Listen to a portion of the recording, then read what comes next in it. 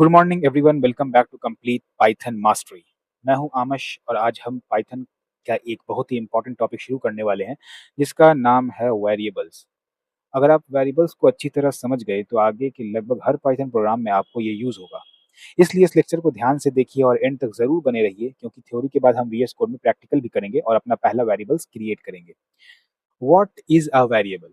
सबसे पहले ये समझते हैं कि वेरिएबल्स होता क्या है। सिंपल लैंग्वेज में अगर कहूँ तो वेरिएबल एक नेम्ड स्टोरेज लोकेशन होता है जो डेटा को स्टोर करता है। इस डायग्राम में देखिए, यहाँ लेफ्ट साइड में वेरिएबल और राइट साइड में वैल्यू है। मतलब वेरिएबल का काम होता है किसी वैल्यू को स्टोर करना। एग्जाम्पल देखिए, नेम इक्वल टू अली। यहाँ नेम वेरिएबल का नाम है और अली उस वेरिएबल के अंदर स्टोर की गई वैल्यू है। फ्यूचर में जब भी हमें अली की जरूरत होगी तो हम बार बार अली लिखने की जरूरत नहीं पड़ेगी, हम सिर्फ वेरिएबल का नाम यूज करेंगे। इसी वजह से प्रोग्रामिंग ईजी और ऑर्गेनाइज हो जाती है। The mental model. अब इस कॉन्सेप्ट को एक रियल लाइफ एग्जांपल से समझते हैं। सोचिए आपके पास एक बॉक्स है, उस बॉक्स के बाहर एक लेबल है नेम, और उस बॉक्स के अंदर एक अली नाम की कोई चीज रखी है। अली नाम की कोई चीज रखी है। तो प्रोग्रामिंग में भी वेरिएबल बिल्कुल इसी तरह काम करता है। वेरिएबल का नाम उस बॉक्स के लेबल की तरह होता है और उसके अंदर जो डेटा होता है वो बॉक्स के अंदर रखी हुई चीज की तरह होता है। मीन्स यहाँ पे हुआ कि एक बॉक्स है हमारे पास, उसके बाहर लेबल है नेम और बॉक्स के अंदर जो चीज रखी है वो अली है। मतलब वेरिएबल्स आपका नेम है और उसके अंदर जो चीज रखी है उसका वैल्यू है। इसी तरह वेरिएबल का नाम सेम रह सकता है, अगर बाद में हम बॉक्स के अंदर वाली चीज बदल दें तो लेबल वही रहेगा। इसी तरह वेरिएबल का नाम सेम रह सकता है लेकिन उसके अंदर स्टोर की गई वैल्यू चेंज हो सकती है। ये एग्जांपल याद रखिए क्योंकि वेरिएबल्स को समझने का ये सबसे इजी तरीका है।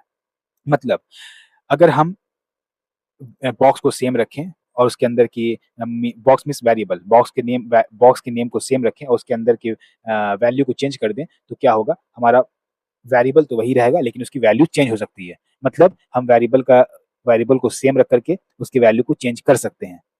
अब देखते हैं कि पाइथन में वेरिएबल्स बनाया कैसे जाता है। पाइथन में वेरिएबल बनाना बहुत ही इजी है।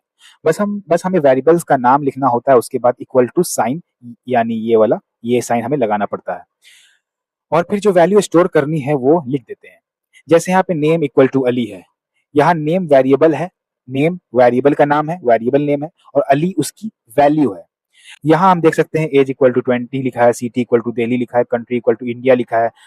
यहाँ हमारा एज हो गया, सिटी हो गया और कंट्री हो गया, ये हमारा वेरिएबल नेम हो गया, और 20 दिल्ली इंडिया ये सब हमारा वेरिएबल का वैल्यू हो गया। एक बात हमेशा याद रखिए, इक्वल साइन का मतलब यहाँ मैथ वाला इक्वल साइन नहीं होता। प्रोग्रामिंग में इसका मतलब होता है असाइन करना, यानी किसी वेरिएबल के अंदर वैल्यू रखना। जिस तरह से हमने एग्जांपल देखा था कि एक बॉक्स था हमारा नेम नाम का, वो हमारा वेरिएबल था, उसके अंदर हमने अली नाम की चीज रखी थी। इसी तरीके से हमें समझना है कि यहाँ पे इक्वल टू का मतलब इक्वल होना नहीं, बराबर होना नहीं होता है। यहाँ पे इक्वल टू का मतलब होता है कि किसी वेरिएबल में उसका वैल्यू स्टोर करना। इसलिए जब भी आप यहाँ साइन देखें, ये साइन देखें इक्वल टू वाला, समझ जाइए कि वेरिएबल के अंदर स्टोर की जा रही है, वैल्यू वेरिएबल के अंदर स्टोर की जा रही है। अब बात करते हैं वेरिएबल्स के नेम रखने की रूल्स।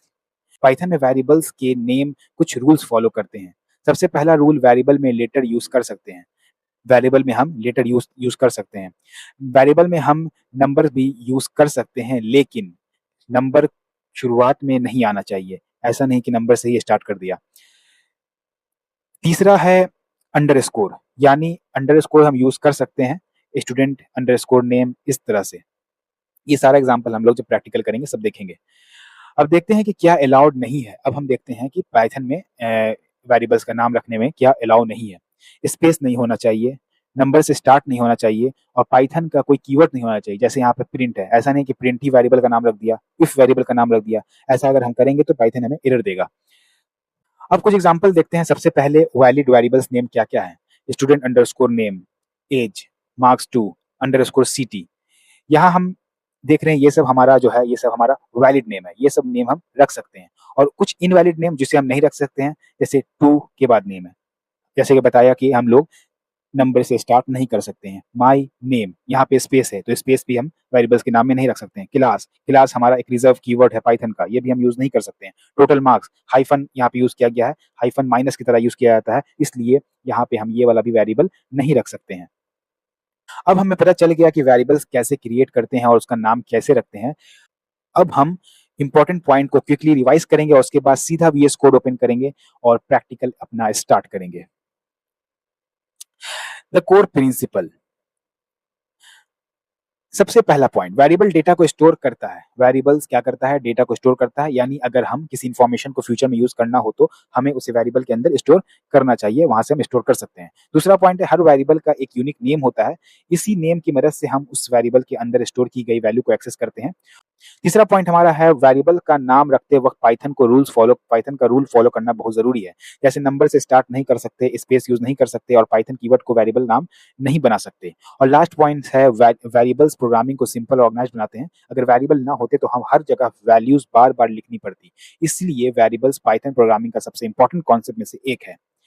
अब सिर्फ थ्योरी पढ़ने से प्रोग्रामिंग तो आएगी नहीं, प्रोग्रामिंग सीखने का सबसे बेस्ट तरीका है प्रैक्टिस। अब हम पीपीटी को यहाँ यहीं क्लोज कर अब हम सीधा चलेंगे वीएस कोड में और वहां से हम अपना पहला वेरिएबल्स क्रिएट करेंगे और प्रिंट फंक्शन का यूज करके देखेंगे कैसे हम वेरिएबल्स को प्रिंट करते हैं। चलिए तो अब हम चलते हैं वीएस कोड में। ये हमारा पहले से जो हमने बनाया था, यहाँ पे हम क्या करेंगे, एक न्यू फाइल बना लेंगे वेरिएबल्स के नाम से।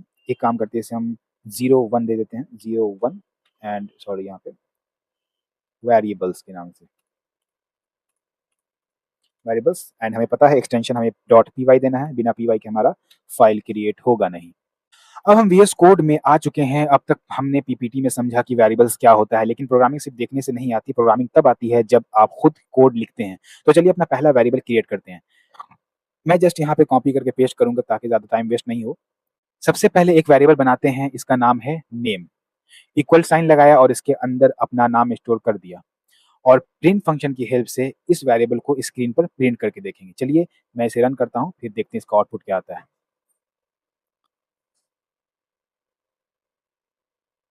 यहाँ देखिए, ये हमारा आउटपुट हमारा यहाँ पर आ गया है। मैं इसे थोड़ा बड़ा कर देता हूँ।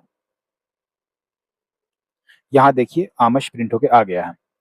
और एक बात याद रखिए, अगर हम यहाँ पे हैशटैग लगाएंगे तो ये हमारा कमेंट बन जाएगा। मतलब ये है कि कमेंट बनने से का मतलब ये है कि पाइथन इसे बस नॉर्मल टेक्स्ट की तरह समझेगा और इसे रन नहीं करेगा।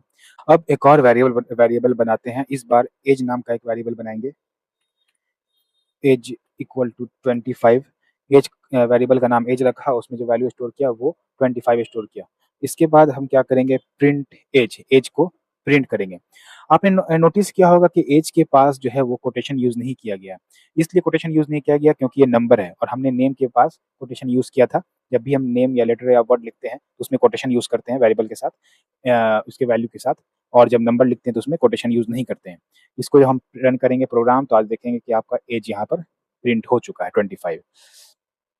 अब तीसरा एग्जांपल देते हैं, इसे हम भी क्या करते हैं, कमेंट कर देते हैं। इससे क्या होगा कि पाइथन इसे जस्ट जनरल टेक्स्ट समझेगा। अब एक प्रोग्राम में सिर्फ एक ही वेरिएबल नहीं होता है, हम जितने चाहे उतने वेरिएबल्स बना सकते हैं। यहाँ मैंने सिटी और कंट्री नाम के दो वेरिएबल्स बनाए हैं। अब दोनों को प्रिंट करके देखते हैं क्या आता है। यहाँ आप देख सकते हैं दिल्ली एंड इंडिया दोनों प्रिंट हो गया है। इसे भी हम कमेंट आउट कर सकते हैं, कर देते हैं। और आप देखिए कमेंट आउट करने का एक और तरीका, अगर एक बार में हमें सारे लाइन को कमेंट आउट करना है तो एक बार इसे क्या करेंगे, हम पूरे लाइन को सिलेक्ट कर लेंगे इस तरीके से। इस तरह सारे लाइन को सिलेक्ट कर लेंगे, कंट्रोल प्लस स्लैश दबाएंगे तो एक बार में कमेंट आउट सारा हो जाएगा। ठीक है।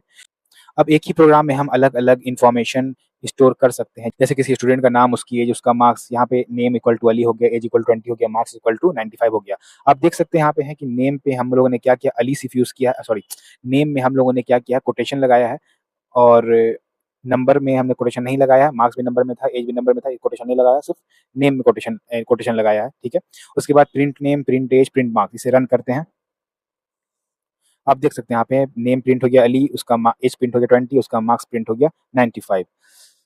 अब इसे कमेंट आउट कर देते हैं सबको, कंट्रोल प्लस स्लैश दबाने से सारा का सारा एक बार में कमेंट आउट हो जाएगा। अब एक इंटरेस्टिंग चीज देखते हैं, क्या करेंगे हम, चलिए देखते हैं।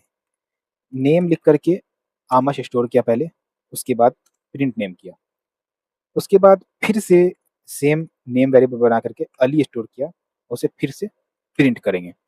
अब सोचिए इसमें क्या होगा, आमश आएगा नेम में या अली आएगा। चलिए रन करके देखते हैं। अब देखिए आमश भी आ गया, अली भी आ गया। पहले नेम के अंदर आमश स्टोर किया, उसके बाद प्रिंट किया, उसके बाद दूसरी बार उसी नेम वेरिएबल के अंदर हमने अली ने स्टोर किया, तो हम देख रहे हैं आउटपुट में मेरा आमश आ रहा है, उसके बाद अली आ रहा है। मतलब मेरा वेरिएबल तो नेम सेम है और लेकिन उसका हमने वैल्यू बदल दिया। पहले आमश था, उसके बाद अली हो गया। तो यहाँ पे एक इंटरेस्टिंग बात ये है कि हम वेरिएबल्स के अंदर के वैल्यू को बदल सकते हैं। अब आउटपुट अब आउटपुट को थोड़ा अच्छा बनाते हैं। अब सिर्फ नेम प्रिंट करने की बजाय एक सेंटेंस प्रिंट करेंगे। यहाँ पे नेम मैंने क्या किया, आमश लिख दिया, स्टोर कर दिया। प्रिंट के बाद मैंने क्या किया, अंडर कोटेशन के अंदर माय नेम इज लिखा। तो ये माय नेम इज मेरा इसी तरह से प्रिंट हो जाएगा। उसके बाद कॉमा देकर के नेम लिखा। इस नेम को हमने क्या किया, ये वेरिएबल लिखा मैंने, तो मतलब वेरिएबल में जो स्टोर रहेगा वो प्रिंट हो जाएगा। आइए प्रिंट करके देखते हैं। देखिए, माय नेम इज आमश। यहाँ पे क्या हुआ, जो हमने क्या कहा था, नेम हम लोग वेरिएबल हमारा हम कहीं पे यूज करेंगे तो वहां पे हमारा वैल्यू यूज होगा। तो माय नेम इज नेम लिखा यहाँ पे, माय नेम इज आमश आ गया। रियल प्रोजेक्ट में भी इसी तरह वेरिएबल्स को सेंटेंस के साथ यूज किया जाता है। अब कुछ मिस्टेक्स जो बिगिनर्स करते हैं वो हम देख लेते हैं। वैसे भी हमने पीपीटी में तो देखा है, लेकिन फिर से देखते एक बार है इसमें। जैसे मान लेते हैं, हमें बिगिनर्स कुछ है करते हैं, जैसे टू लिख करके स्टार्ट कर देंगे वेरिएबल का नाम।